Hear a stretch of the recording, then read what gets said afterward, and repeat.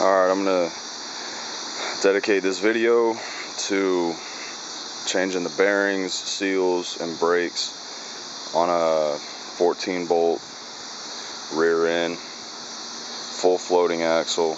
This came out of a 1975 1-ton.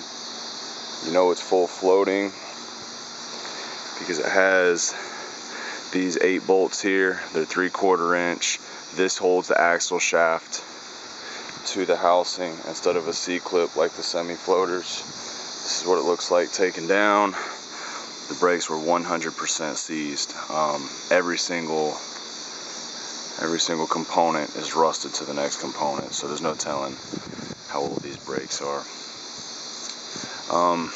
So step 1 in this process is take the axle shaft out. Very easily done. It's best with an impact. It's best to put rust penetrant on there, ATF and acetone. I got another video on rust penetrants and torches. Things like that work too. Don't be scared, you're not going to hurt anything.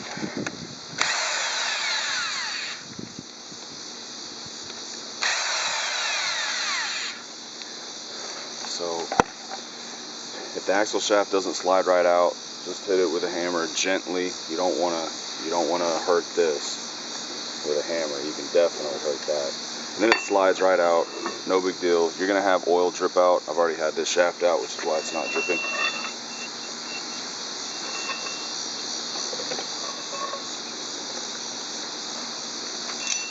So set this aside. Be gentle with it. That's your best friend. Okay, next is your, I guess you could say, locking washer and hub bolts, something like that. You just need a hammer and a screwdriver, nothing special.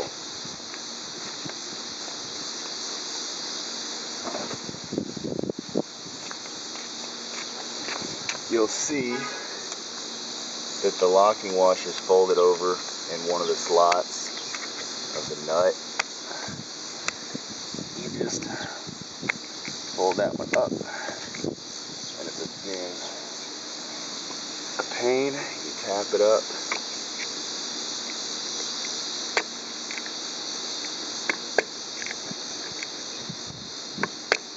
Need a smaller screwdriver.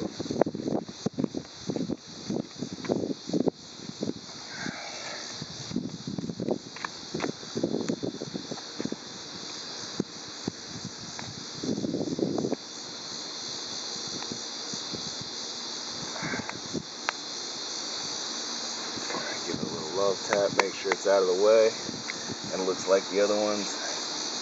It does. Now, to loosen this outer nut, you want to just wedge your screwdriver into one of the slots, loosen away. Once it's loose, you don't need to tap it. It slips right out, no big deal.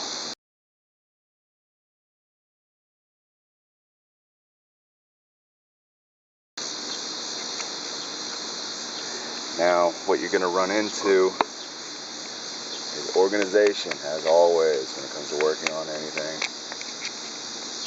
There's 2 of these nuts. There's a retainer nut, I think it's what it's called. Either which way, there's 2 of them. And you want these to be installed in the same position as they were removed. So to do this, or to ensure this, I personally keep them exactly as they are and put them on the axle shaft that we just removed. That big long bar. So this goes over that, like such, because your notches go out.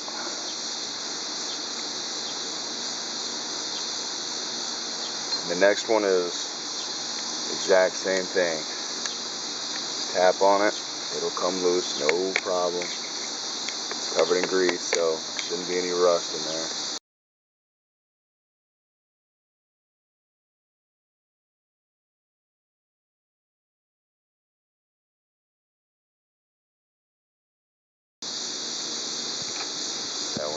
top of that one. And there's a washer as well. They're not easy to get out at all. If you have pick sets, that would help. I have pick sets, but don't have them with me right now. Hey, this one came out quite easy. Excellent. The other one did not. So I take this set, the washer, the 2 rings as they are, and I place them over the axle shaft exactly as they came out. So the outer one faces the outside of the axle shaft. And now I don't have to worry about them. Alright, now assuming you have a nice rear end that isn't seized, the drum and the hub, this is the hub assembly, this is the drum, they're pressed together with lug nuts. I'll show you how to disassemble that soon enough. But this should slide out. This is not a nice rear end. Right now I'm making it a nice rear end, but for now you have to beat it, heat it, use rust penetrant. We gotta whoop it, and I mean hard. So I'm gonna segregate this video. Alright, once you have everything off, make sure it's sprayed down with some type of rust penetrant, assuming it's rusty and needs it. But you know, make sure everything's clean, make sure your shaft's clean. I'll clean that here in a bit. Here's your drum and your hub assembly pressed together with the lug nuts. If you're going to replace the drum, then you've got to take the lug nuts out with a hydraulic press hammer. Brass hammer means the lug nuts are still going to be good. If you use an iron hammer, the lug nuts are going to be destroyed. So there you go. If you're not planning on replacing the drum, you can take to a machine shop. They can resurface this inside for you, assuming it's possible to do. If you're not replacing the drum and you're still doing the bearings and the seal, everything comes out this side. So you have your oil seal, you have your inner bearing, your inner race, your C-clip, your outer race, your outer bearing, and it all comes out this side. Nothing goes out the other side. And I'll show you how to do that. Okay, I personally use a hydraulic press. If you do use one, I suggest that you wear gloves and eye protection. These things apply tons of pressure to a certain spot, so you can expect things to fly out if they're not perfect.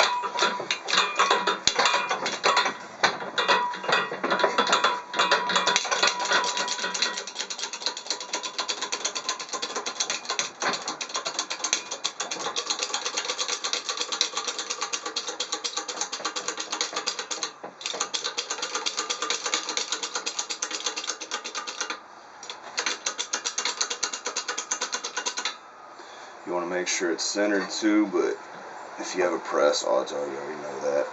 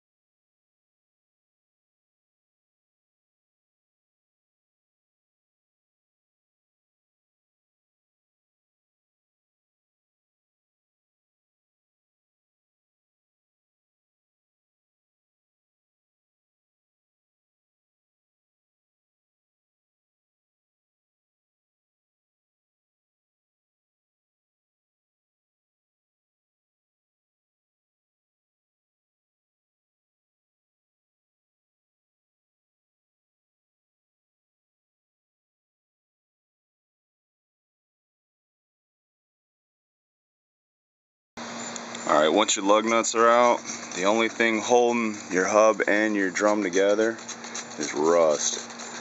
So as always, spray some penetrant on there. I'm going to have to reload this one. It's not bad though. And then you just tap it out. Let me get a little bit more of this in here. That should work.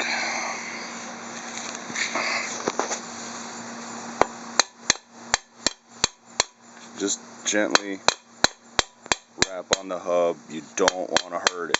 That's why I'm not using my 4-pound mallet. If it's not going, then you beat on the other side just a little bit.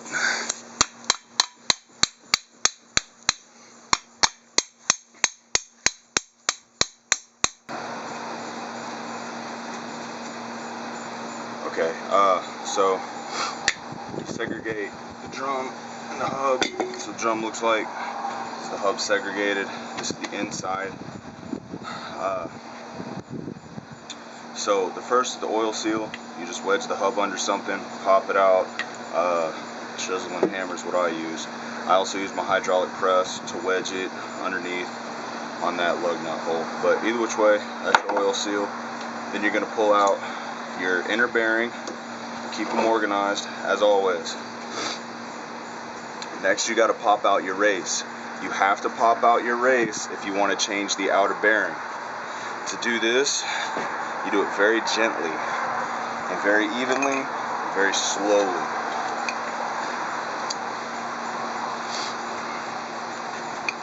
You just run a dowel down the side of the hub.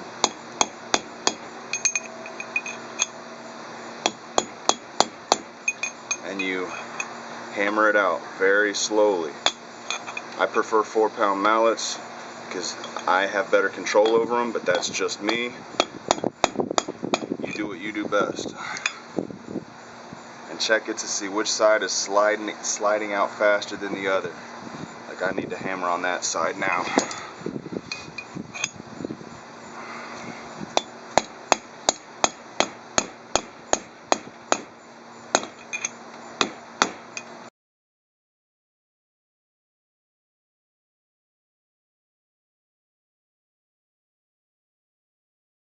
Side.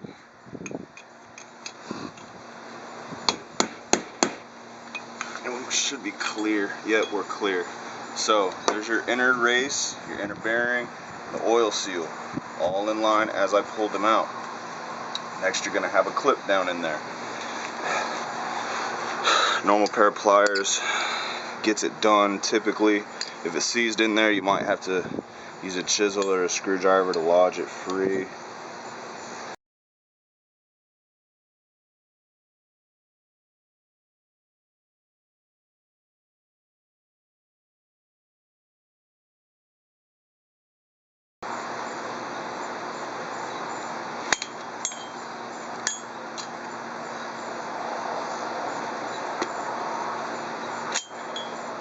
Go.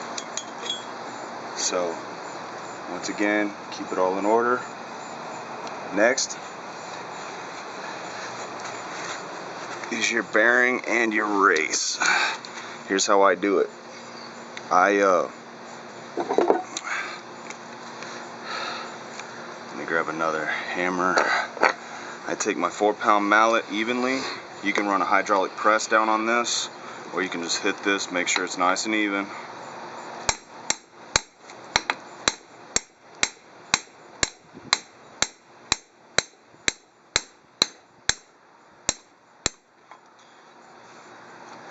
And we're almost free. Then we move the bearing out of the way. And just like the other race, you want to nice and slow, nice and even.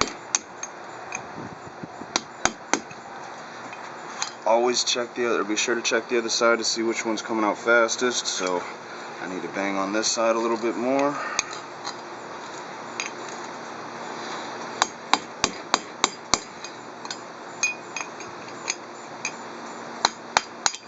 There we go. We are free. So outer bearing, clip went on top of it, and the race. Inner race, inner bearing, oil seal, a hub. Make sure this is clean prior to reassembly, but I'll show you that here. Alright, so make sure your hub's as clean as possible. That's basically a quick wipe down. That's not 100% clean, but it looks good. There's no dirt, metal particles, anything like that. First thing you want to do bearing, your new race. The bearing goes, I guess you could say, the wider side of the taper out.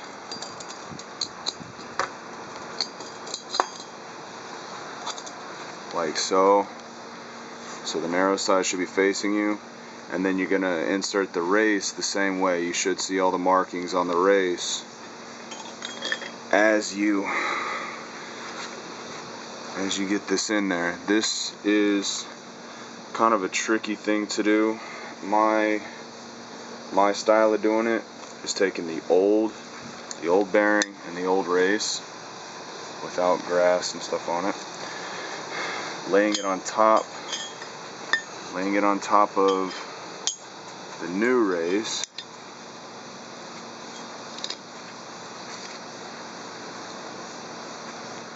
grabbing a block of wood.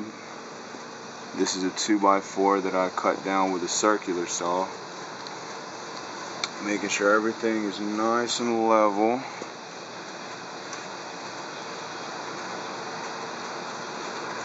And then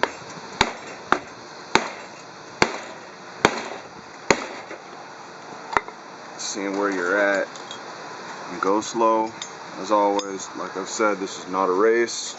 You need to make sure everything's perfect. Looks as though we got her started just right.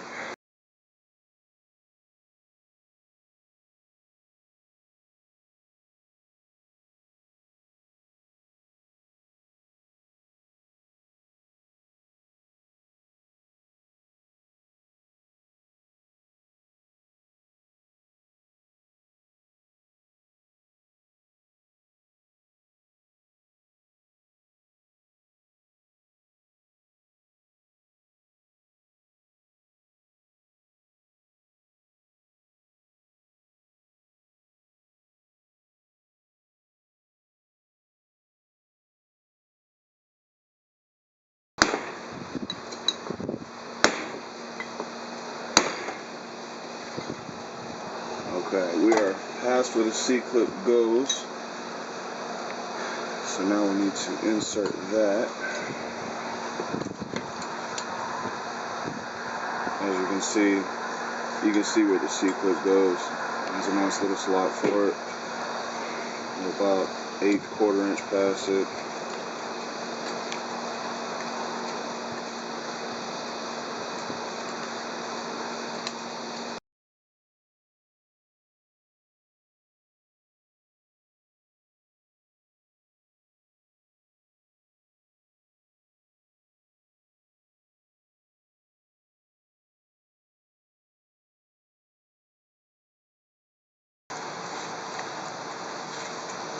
Yep.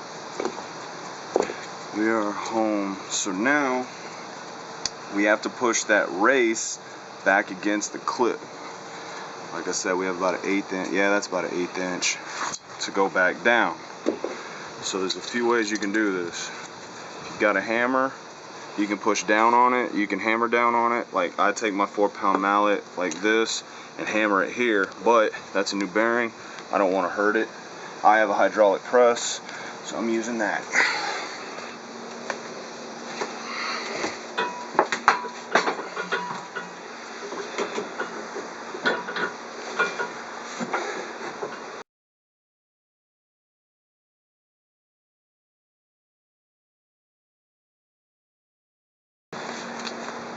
We got to put the inner bearing in. I am reusing the old one,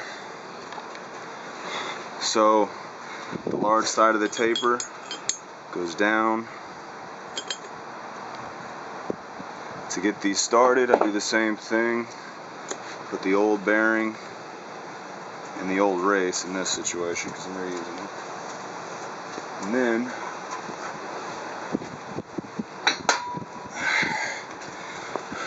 tap on it to get it started.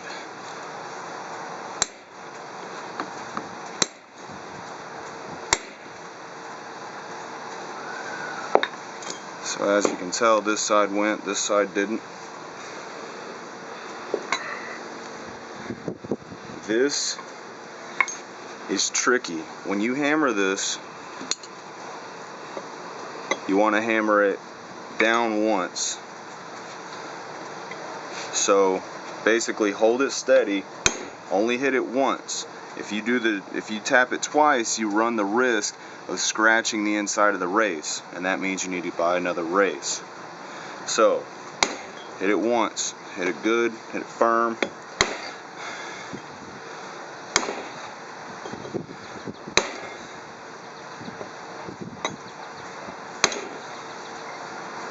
Don't scratch the race.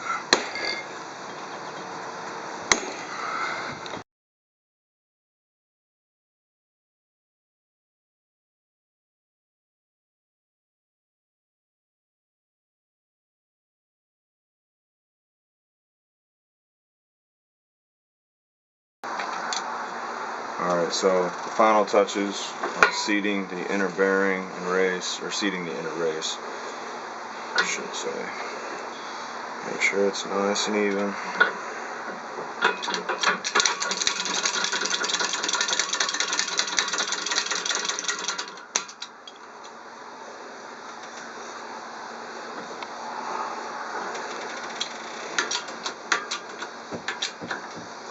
There we go.